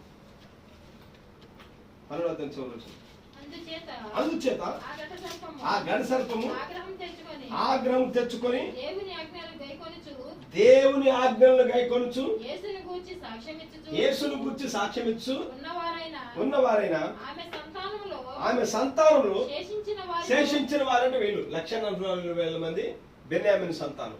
శేషించిన వారిలో యుద్ధము చేయుటకై బయలువెడలి అది సముద్ర తీరం దగ్గర నిలబడ్డాడు. ఇక్కడికి వచ్చి నిలబడ్డాడు. ఎవరు? సాతాను. ఈ సముద్ర తీరం నుండి వచ్చాడు. ఇప్పుడు 13వ అధ్యాయం చదువుకుందాం. ఈ సముద్ర తీరంలో వచ్చి నిలబడిందంటే సముద్రంలో నుంచి ఒక క్రూర మృగం పైకి వచ్చింది. ఈ సముద్రంలో వచ్చిన క్రూర మృగం ఎవరో కాదు కానీ రోమ్. అది కొమ్ములను 7 తలలు ఉన్నాయి దానికి. 10 కొమ్ములు అనగా 10 రాజ్యాలు, యూరోపియన్ కామన్ మార్కెట్ రాజ్యాలు. ఇప్పుడు మీరు క్రిప్టో కరెన్సీ అని వినేమంటారు. ఇప్పుడు మనకి ఇండియాలో రూపాయలు, అమెరికాలో డాలర్స్ అట్లా ఉంటాయి. కానీ ఈ 10 రాజ్యాలు యూరోపియన్ కామన్ మార్కెట్ రాజ్యాలు, 5 తూర్పు రాజ్యాలు, 5 పశ్చిమ రాజ్యాలు. రేపు భవిష్యత్తులో ఇవన్నీ కలిసి ప్రపంచంలో అందరికీ ఒకే నోట్ వస్తుంది, ఒకే రూపాయి వస్తుంది అన్నమాట.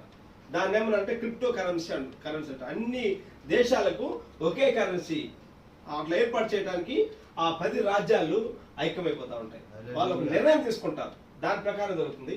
తర్వాత 7 తలలు ఉన్నాయి దానికి. 7 తలలు అంటే 7 కొండలు. 7 కొండల మీద కట్టబడిన పట్టాలేంటి? రోమ్. 2 ఉన్నాయి. ఇంకోటి సిన్సిన్నాటి. అది ప్రపంచ మతపరమైన ప్రాబ్లం లేదు కానీ ఇక్కడ ఉన్నది రోమ్ అనమాట. కాబట్టి ఈ రోము సముద్రంలో వచ్చిన క్రూర మృగము రోము. భూమిలో నుండి 11 వచ్చిన 13-11 ముగిస్తాను. 13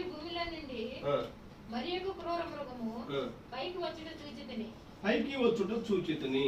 గొర్రెపిల్ల కొమ్ము వంటి 2 కొమ్ములు దానికి ఈ ఉండేవి. భూమిలో వచ్చిన క్రూర మృగం ఎవరంటే అమెరికా దేశం అయి ఉన్నది. అమెరికా దేశం. ఎందుకంటే ఇది గొర్రెపిల్ల వంటి 2 కొమ్ములు దానికి ఉన్నాయి. చూడటానికేమో గొర్రెపిల్ల కనపడుతుంది, లోపల క్రూర మృగము. గొర్రెపిల్ల అంటే 2 కొమ్ములు ఏంటంటే ఒకటి మతాధికారము, 2 రాజ్యాధికారము. అమెరికాకు మతపరమైన ప్రాబల్యం ఉంది, రాజ్యాధిపరమైన ప్రాబల్యం ఉన్నది. అయితే ఈ అమెరికా ప్రకటన 13వ అధ్యాయంలో కనపడుతుంది అన్నాడు ప్రవక్త. ఈ 13వ అధ్యాయంలో అమెరికా దేశం మొట్టమొదట 13 కాలనీలతో ప్రారంభించబడింది. దాని జాతీయ జెండా మీద 13 చార్లు ఉంటాయి, 13 నక్షత్రాలు దాని మీద ఉంటాయి. పోపు మొట్టమొదట అమెరికా వెళ్ళినప్పుడు ఫ్లైట్ దిగి 13 అడుగులు వాడు నడిచి ప్రభురాత్రి భోజనం ఇచ్చాడు. అంతా 13 13 13 13 ఏంటంటే బైబిల్ సంఖ్య శాస్త్ర ప్రకారము 13 అనేది క్రీస్తు సంఖ్య. మార్క్స్ వార్త 7:20 చదవండి. మార్క్స్ వార్త 7:20.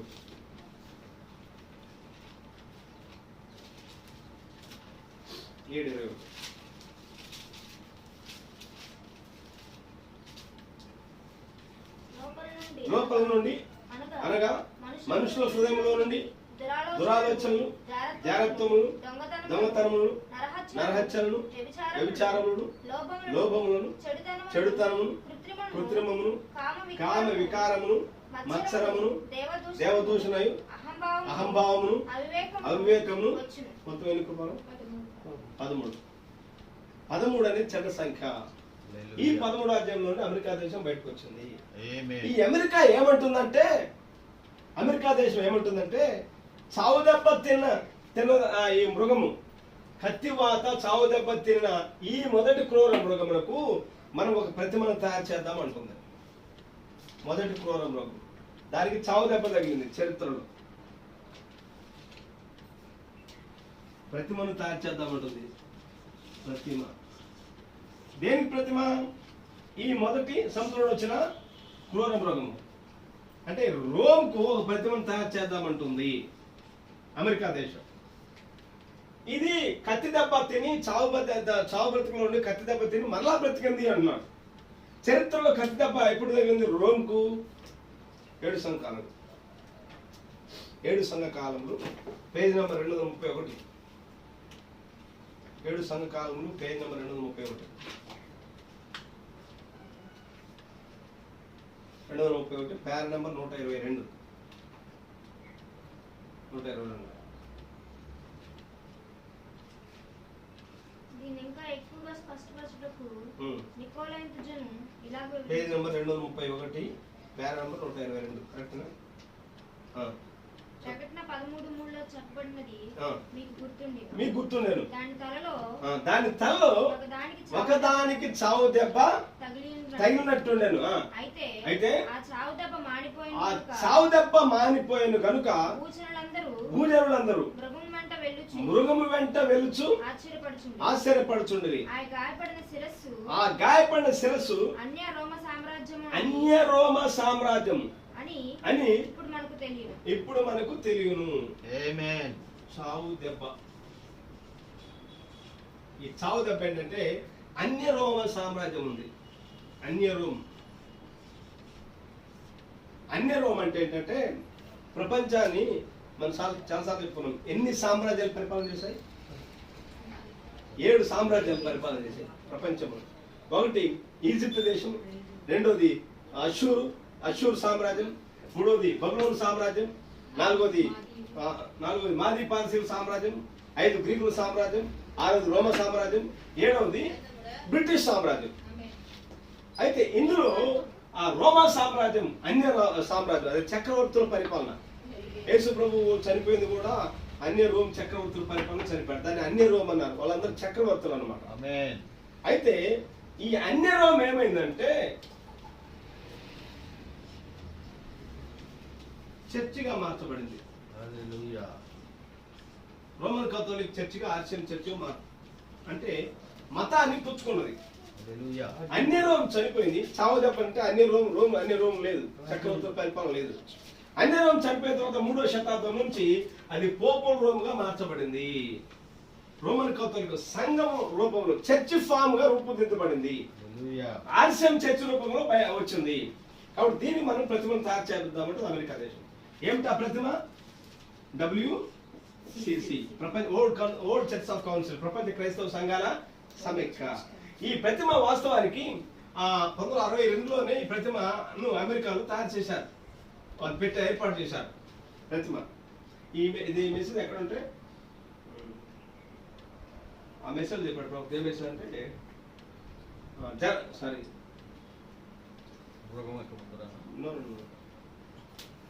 ఏ వర్తమానం చెప్పాడంటే, వర్తమానం పేరు నేను చెప్తాను, మర్చిపోయాను నేను. అంత్యకాలం అభిషక్తులు, వెరీ గుడ్, థ్యాంక్ గాడ్. అంత్యకాలం అభిషక్తులు మెసేజ్ చదవండి, అందులో చెప్పారు. ఇక్కడే కప్పల వంటి 3 అపవిత్రాత్మలు వచ్చాయి అని చెప్పుకుంటూ వచ్చాడు. కప్ప ఎప్పుడు ఏం చేస్తుంటే అది ముందుకు నడుస్తుంది కానీ వెనక్కి చూస్తూ ఉంటుంది. నడిచేదే ముందుకు, దాని కళ్ళు వెనక్కి చూస్తూ ఉంటాయి. ఈ 1962లో ఏం జరిగిందంటే, ఇక్కడ ఒక కౌన్సిల్ ఏర్పాటు చేశారు. ప్రపంచ క్రైస్తవ సంఘాల సంస్థల అందరూ ఐక్యమైపోయి ఇక్కడ వాళ్ళు చరిత్ర వెనక్కి చూశారు. చరిత్ర వెనక 3వ శతాబ్దంలో ఏం జరిగిందంటే 318 మంది బిషప్లు కలిసి రౌండ్ టేబుల్ సమావేశం ఏర్పాటు చేసి బైబిల్ లేనిపోయిన కల్పిత సిద్ధాంతాలను ప్రవేశపెట్టారు. ఇక్కడే త్రిత్వం అనే దానికి పురుడు పోసుకుంది. త్రిత్వం అంటే ఒక్క దేవుని బదులుగా 3 దేవుని సిద్ధాంతం 3వ శతాబ్దం జరిగింది. ఇక్కడ ఈ ప్రతిమ అంటే ఈ 62లో ప్రపంచ సంఘాల సైనికులు అందరూ ఐక్యమైపోయి ఈ 3వ శతాబ్దంలో ఉన్న చరిత్రను తీసుకున్నారు. దానికి కప్పలో అపవిత్రాత్మ అని చెప్పారు. కప్ప వెనక్కి చూస్తుంది అనమాట. చరిత్ర వెనక్కి వెళ్ళిపోయి బైబిల్లో త్రిత్వం ఉంది కదా 3వ శతాబ్దంలో, బట్ మనం కూడా త్రిత్వాన్ని తయారు చేద్దామని తనకి పరిశుద్ధాత్మ బాప్తిజం అనేది ఏర్పాటు చేశారు. త్రిత్వం మళ్ళీ ఇక్కడ పురుడు పోసుకుంది, ప్రతిమగా రూపుదిద్దుకుంది. అయితే దానికి ప్రతిమగా ఉన్నదే కానీ ఆ ప్రతిమ మాట్లాడాలి. ప్రతిమ మాట్లాడటానికి ఇప్పుడు ఒక పోపు వచ్చాడు. ప్రవక్త ఆ పోపు గురించి చెప్పాడు. అమెరికాలో నుండి వచ్చాడు, చికాగోలో నుండి వచ్చాడు. ఇప్పుడు వచ్చిన పోపు చికాగో లియో రూపంలో వచ్చాడు. అంటే క్రీస్తుకు దగ్గరగా, ఆ సింహమునకు దగ్గరగా ఆ రూపంలో వచ్చాడు. వాడి ద్వారా ఈ యొక్క WCCకి మరలా తిరిగి నోరు ఇవ్వబడుతుంది. నోరు ఇవ్వబడుతుంది అంటే మరలా తిరిగి మత్స్యాకులు అందరూ ఐక్యమైపోతున్నారు. అయితే ప్రవక్త అన్నాడు, ఇందులో నుండి వధువు తప్పించబడుతున్నది. ఆమేన్. ఇందులో నుండి బ్రైడ్ ఎస్కేప్ అవుతున్నది అన్నాడు. వధువు ఉండదు అంటే ఆ మత్స్యాకులు బ్యాప్టిస్ట్ గా, లూథరన్ గా, CSI గా, ప్రపంచంలో మొత్తం 3000 మత్స్యాకులు ఉన్నాయి. వాటన్నిటికీ ఈ వధువు సంబంధమే ఉండదు. క్రీస్తు 70వ సంవత్సరంలో టైటస్ అనే వ్యక్తి 11 లక్షల మంది యూదులను చంపాడు. రక్తము ఏరులై పారారు, 11 లక్షల మంది చంపడ్డారు. అయితే ఒక్క క్రైస్తవుడు కూడా చంపడలా. క్రైస్తవులు తప్పించబడ్డారు. హల్లెలూయా. అలాగనే మత్స్యాకులు అందరూ ఐక్యమైపోతున్నారు. కానీ దేవుని వధువు ఇప్పుడు తప్పించబడుతుంది. ఆమేన్. మీకు ఒక విషయం తెలుసా? ఇటీవల మనకు జరిగిన సంఘటన, ప్రవీణ్ పగడాలని ఆయన చనిపోయారు, హత్య చేశారు కదా. ఆయన చనిపోయిన తర్వాత అందరు ఐక్యమవుతా ఉన్నారు. హల్లెలూయా. ధర్నా చేస్తా ఉన్నారు. ఈవెన్ అమెరికా వరకు వెళ్ళిపోయింది, ప్రపంచ దేశాల వరకు వెళ్ళిపోయింది ఆయన చావు. అందరూ ఐక్యమైపోతున్నారు. వాళ్ళు ఎప్పుడైతే రోడ్డు మీదకి వచ్చి మత్స్యాకులు అందరూ ఐక్యమవుతున్నారో ఈ సమయంలో కొత్త పోపు వచ్చాడు. హల్లెలూయా. అమెరికాలో కూడా పుట్టాడు ఆయన. కొత్త పోపు వచ్చాడు. అంటే ఎక్కడుంది, మనం ఎక్కడున్నాము అంటే లేఖనాలు మన కళ్ళ ముందే నెరవేర్చగలుగుతాం. హల్లెలూయా. కాబట్టి ప్రకటన 12వ అధ్యాయం 13వ అధ్యాయం యొక్క సారాంశం ఇది. ప్రతిమ మాట్లాడు. క్రూర మృగం 13వ అధ్యాయం. క్రూర మృగం అంటే ఈ మృగము ఈ 13వ అధ్యాయంలో వచ్చింది కాదు, ఆదికాండం 3వ అధ్యాయంలోనే ఉంది. ఈ మృగం ఆదికాండం 3వ అధ్యాయం ఎలా ఉంది? ఆ మృగము సర్పరూపంలో ఉన్నది. సర్పరూపంలో ఉన్నది మృగం. ఇప్పుడు ఇందాక కృపావతి మాట్లాడాను బైక్ మీద. ప్రతి జంతువును దేవుడు ఆడదాని గాను మగదాని గాను సృజించాడు కదా. ప్రతి జంతువును స్త్రీని గాను ఆడదానిగా మగగాను సృజించాడు కదా. మరి సర్పమును సృజించినప్పుడు మా హవ్వ దగ్గరికి వెళ్ళినప్పుడు మగ సర్పమే కదా అది. మరి మగ సర్పం అయినప్పుడు దానికి ఆడ సర్పం ఏమై ఉండాలి? ఎక్కడున్నది? ఆడ సర్పం కూడా సృజించబడింది, కానీ అది ఎక్కడో ఉంది. దేవుని ప్రణాళికలో ఈ మగ సర్పంతో దేవుడు ఏర్పాటు చేసుకున్నాడు. ఒక స్క్రిప్ట్ ఉంది, ఒక సినిమా నిర్మాత ఆ స్క్రిప్ట్ లో హీరోని అనుకుంటాడు, హీరోయిన్ అనుకుంటాడు, విలన్ అనుకుంటాడు, పాత్రలు. అలాగనే ఈ యొక్క మనం ఉన్నది ఇదంతా ఏంటంటే దేవుని ప్రణాళిక, విమోచన ప్రణాళిక ఇది. ఈ విమోచన ప్రణాళికలో దేవుడు ప్రారంభంలోనే విలన్ పెట్టాడు, సాతాను. వాడు దేవుడంతా పడిపోయాడు, స్పిరిట్ కాబట్టి, ఆత్మ కాబట్టి వాడు ఏం చేయలేడు. కాబట్టి వారికి ఒక సర్పం దొరికింది. సర్పము సాతాను జ్వరపడేంత వరకు మంచి వ్యక్తి, కానీ ఆ సర్పం యుక్తి కలదని తెలిసి ఆ సర్పంలో సాతాను ఎంటర్ అయ్యాడు. అయితే ఏ జంతువు అయినా మీరు గమనించండి, కోతిని గమనించండి, అది చెట్లు ఎక్కుతా ఉంటుంది. ఇంకో జంతువు ఏదైనా నడుస్తూ ఉంటుంది, కుక్కలు 4 కాళ్ళతో. కానీ ఈ సర్పం అనే జంతువు మనిషిలాగా నిటారుగా నడిచే జంతువు, నడిచే జంతువు. కాబట్టి గడ్డం అవన్నీ ఉన్నాయి. దాని విత్తనము ఒక స్త్రీ గర్భంలో పడ్డప్పుడు మానవ మృగం బయటకు వచ్చాడు. ఆమేన్. ఆ మానవ మృగమే కయ్యూను. హల్లెలూయా. అయితే కయ్యూను తన తమ్ముని చంపిన తర్వాత, హేబెల్ని చంపిన తర్వాత, దాన్ని ఎవడైతే చంపుతాడో వాడికి శిక్ష ఉంటుంది అన్నప్పుడు దేవుడు కూడా వారికి ఏం చేసింటే ముద్ర వేశాడు కయ్యూనుకు. అంటే వీడిని ఇప్పుడు ఎవరు చంపొద్దు, ఒకవేళ ఎవరిని చంపితే 7 శిక్ష ఉంటుంది అన్నాడు. ఎందుకు దేవుడు అట్లా చెప్పాడు కయ్యూని ఇప్పుడు ఎవరు చంపొద్దని అంటే, వాడి పని ఇప్పుడు కాదు, ప్రారంభంలో వెళ్ళడం సరిపోతే స్టోరీ ఏమంటుంది. ఏదేళ్ళు వాడిని పని నిమిత్తం నిర్ణయించా, వాడిని ఇప్పుడు మీరేమో చంపొద్దు, వాడి అంతం అనేది ఒకటి ఉన్నది. వాడి అంతం నేను నిర్ణయించా. ప్రకటన 10 బలిష్టం దూత దిగొచ్చినప్పుడు సాతాను యొక్క తల చెత్తగొట్టబడాలి. వాడు చదవండి, 4 ముద్రల పాట ఉంటుంది. క్రీస్తు తన దిగొచ్చినప్పుడు 4 ముద్రలు.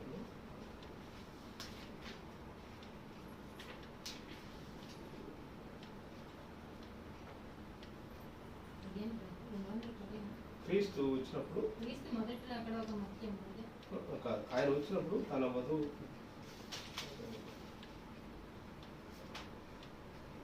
నాశనం చేస్తాడంట.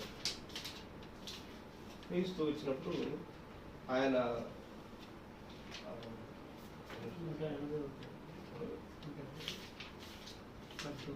క్రీస్తు వచ్చినప్పుడు తన శాతాన్ని నాశనం చేస్తాడంట. 180 చదువు. క్రీస్తు వచ్చినప్పుడు వాడు కూడా ఖడ్గం ద్వారా అనగా వాక్యమైన ఖడ్గం ద్వారా చంపబడింది. వాడి 2 అంచుల ఖడ్గం దేవుని వాక్యం వాడిని చంపలేదు. క్రీస్తు వచ్చినప్పుడు సాతానును హతమారుస్తూ ఉంటాడు. కాబట్టి అప్పటి వరకు వాడిని వెయిట్ చేయించాడు. అందుకని ప్రారంభంలో కయ్యూను చంపలేదు. తర్వాత వాడు రూపాన్ని వాడి కార్యాలు చేసుకుంటూ వెళ్ళాడు. ఇంకొక విషయం కూడా మరొకతంగా మీరు ఏమనుకోవద్దు. వీడు ఒక్కసారి కయ్యూను తన విత్తనాన్ని వేసిన తర్వాత మళ్ళా రెండోసారి హవ్వ దగ్గరికి వెళ్లకుండా దేవుడు వాని రూపాన్ని మార్చేశాడు. కడుపుతో పొట్టతో ప్రాకుదు అని చెప్పించాడు. ఎప్పుడైతే మగ సర్పాన్ని దేవుడు చెప్పించాడో ఆటోమేటిక్గా ఎక్కడో దాగిన ఆడ సర్పం కూడా ఆమె కూడా పాముగా ప్రాగడం ప్రారంభించబడింది. దాని రూపురేఖలు లేకుండా చేశాడు. తర్వాత నోవాహు తర్వాత అట్లా మీరు ప్రయాణం చేసుకుంటే ఆదికాండం 6వ అధ్యాయంలో దేవుని కుమారులు నల్లు కుమార్తెలు చక్కని వారిని చూశారు. వారిని కలిసిపోయారు. దేవుని కుమారులు అంటే షేతు సంతానము, నల్లు కుమార్తెలు అంటే కయీను సంతానం. 2 విత్తనాలు కలిసిపోయాయి. ఆ తర్వాత అలా ప్రయాణం చేసుకుంటూ నోవాహు ఓడలో హాము రూపంలో సర్ప సంతానం వచ్చింది. అలా అక్షరార్థంగా అలా వచ్చింది. కానీ ఆత్మ సంబంధంగా ప్రకటన 13వ అధ్యాయంలో ఈ క్రూర మృగం రూపంలో వచ్చింది, పోపు రూపంలో. ఇప్పుడు వచ్చిన పోపు ఈ మృగమునకు అధికారం ఇవ్వబోతుంది. పోపుకు అధికారం ఇవ్వబోతుంది. సంస్థలందరూ ఐక్యమైపోతా ఉన్నారు. అసలు క్రైస్తవునికి క్రీస్తుకు బైబిల్కు వ్యతిరేకం ఎవరు కాదు. ఎవరంటే బీజేపీ, ఆర్ఎస్ఎస్, బజరంగ దళం వాళ్ళు కాదు. నాతో ఉన్నవాడే, నాతో కలిసి భోజనం చేసిన వాడే తన మడివని ఎత్తానన్నాడు ప్రభు. ఆయనతో పాటు ఉండి, ఆయనతో పాటు తిరిగి 3.5 సంవత్సరం ఆయనతో పాటు పరిచయం చేసి ఉన్న ఇస్కరియోతు యూదానే ఆయన అప్పగించాడు కదా. ప్రభు అన్నాడు, మీలో ఒకడు సాతాను అన్నాడు. 12 మంది శిష్యులు ఒకడు సాతాను. బాప్తిస్మ ఇస్కరియోతు యూదా బాప్తిస్మ పొందినప్పుడు అంట దయ్యం కూడా అదే సమయం నీళ్ళ మునిగి లేసిందంట. అంటే వీడు నా వాడని. కాబట్టి ఈ మత శాఖలన్నీ ఐక్యమైపోతున్నాయి. సంఘం క్రీస్తు వధువు కూడా ఐక్యమైపోయింది. ఈ క్రీస్తు వధువుకు 4 జీవులకు, సాతాను దూతలు 4 మత శాఖలు, 4 గుర్రాల మత శాఖలకు జరుగుతున్న ఈ భీకర పోరాట యుద్ధమే హార్మిక యుద్ధము. మిఖాయిలు అంటే క్రీస్తు, యూదా శేషము, 140 బెన్యామీను సంతానము 6వ ముద్రలో ముద్రించబడతా ఉంటారు. ఎందుకంటే పక్షురాజు అంటే 2 రెక్కలు, మోషే పరిచర్య ద్వారా వారు రావాలి. బైబిల్ అక్కడెక్కడెక్కడ మోషే పరిచర్య, ఏలీ పరిచర్య దేవుడు పెట్టాడు. మీరు దానియేలు గ్రంథం 11వ అధ్యాయం చదవండి ఒకసారి. దానియేలు గ్రంథం 11వ అధ్యాయంలో ఏటి మధ్యలో ఒక ఆయన ఉంటే ఆ ఏటి నీళ్ళలో ఆ అవతల ఒక అతను యువతల ఒక అతను నిలబడ్డారు. 11వ అధ్యాయం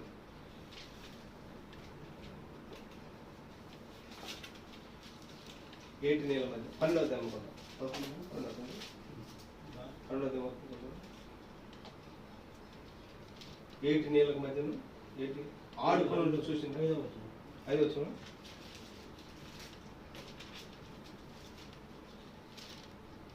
ఇక్కడే చెప్తా. ఈ లాస్ట్ పేరు 12:5.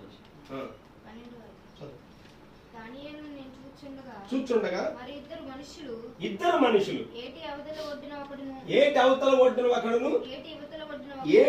ఒడ్డున ఒకడును నిలిచిరి. ఆ ఇద్దరిలో ఒకడు నారబట్టలు వేసుకున్న వారై ఏటి నీళ్లపైన ఆడుచు వారిని చూచి ఆశ్చర్యము ఎప్పుడు.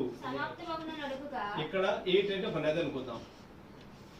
ఈ నది మధ్యలో మనిషి కుమారుడు ఉన్నాడు, క్రీస్తు. అయితే ఈ నదికి యువతల ఒక అతను, ఈ నదికి యువతల ఒక అతను ఉన్నారు. ఈ నదికున్న యువతల వీళ్ళిద్దరు ఎవరు కాదు కానీ మోషే ఏలియా. కాబట్టి మోషే ఏలియా పరిచయం అక్కడక్కడ ఉన్నది. హల్లెలూయా. ఆ వారి పరిచయం ద్వారా 6వ ముద్రలో 1,40,000 మంది ముద్రించబడుతున్నారు. తర్వాత సముద్రంలో చెప్పుకోవడం కానీ అమెరికా దేశం కానీ ఈ రెండింటిని తొక్కిపట్టడానికి ప్రకటన 10వ అధ్యాయంలో బలిష్ఠుని మీద ఒక దూతగా ప్రభు దిగి వచ్చాడు. కుడి పాదం సముద్రం మీద, ఎడం పాదం భూమి మీద మోపి సింహంలాగా ఆర్భటించాడు. ప్రకటన గ్రంథం 10వ అధ్యాయము నెరవేర్పు జరిగినది. అది ఇప్పుడు చరిత్ర అయి ఉన్నది. దేవుని పిల్లలు క్రీస్తులు అది వాక్య విధానంలో వారు ఉన్నారు, క్రీస్తులో ఉన్నారు, క్రీస్తులు భద్రపరచబడ్డారు. Forget about this body. ఈ శరీరం గురించి మర్చిపోండి. ఎందుకంటే ఇది మన ప్రమేయంతో వచ్చింది కదా, చాలాసార్లు విన్నాం మనం. ఇది మట్టిలో తీయబడింది, శాపగ్రస్తమైంది, పాపసమ గ్రంథంతో నింపబడింది. ఇది ఇక్కడే నరిగిపోవాలి, ఇక్కడే కరిగిపోవాలి, ఇక్కడే పాడైపోవాలి, ఇక్కడే నాశనం అయిపోవాలి. ఈ ఎక్కడి నుండి వచ్చిందో మళ్ళీ తిరిగి అక్కడికి వెళ్ళిపోవాలి ఈ శరీరం. ఇందులో దేవుడు ఒక అద్భుతమైన లిల్లీని పైకి లేపాడు. ఆ లిల్లీ వాక్యం శరీరం అది. ఆ లిల్లీ నిత్యత్వంలో శరీరం అది. అదే థియోఫనీ శరీరము. ఆ శరీరమే అవతలకి ఎత్తబడతా ఉంటుంది. ఆ శరీరమే నిత్యత్వంలో ఉంటుంది. ఆ శరీరంతోనే ప్రకటన 10వ అధ్యాయంలో ఆయన తన వధువుతూ వచ్చానంటారు. వాక్య దేహాలతో ఆయన వచ్చాడు. ప్రభు మాటలు దీవిస్తున్నారు. ప్రార్థన చేసుకుంటాం.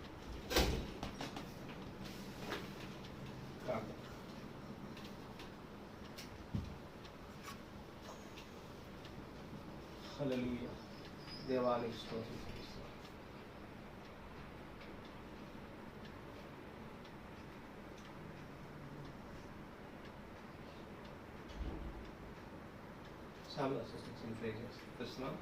ఎత్తబడిన మాటలకు నీకంటే ఫలమిచ్చేయండి, ముద్రించండి. సమస్త మహిమాగత కృపను మీరు పొందండి. యేసుక్రీస్తుని దివ్య నామమున అడిగి ప్రార్థన చేస్తున్నాము. ఆమేన్.